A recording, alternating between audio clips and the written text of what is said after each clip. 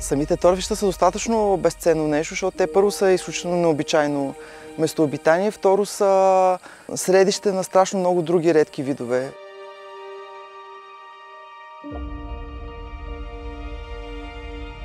Видове, които са тясно свързани с торфищата, са мъховете от род Сфагнум, няколко много интересни висши растения, каквито са водната детелина, блатния очиболец, русянката. Това е едно много интересно древно хищно растение, което набавя част от необходимите си вещества, като лавя с лепкави капчици, които образува по листата си насекоми.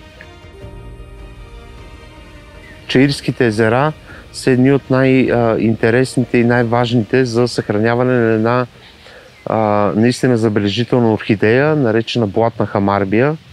Това е единственото място в България и най-южното място в света, където тази орхидея се среща. Тя расте единствено върху торфа, така че наше навлизане вътре в торфището, особено ако сме неподготвени, не познаваме видовете, води до отъпване, до унищожаване на екземпляри, а те са силно ограничени. Според различни автори са между 50 и 200 екземпляра, което е наистина много малко. Единственото място, пак казвам, в България, в което може да видим тази орхидея.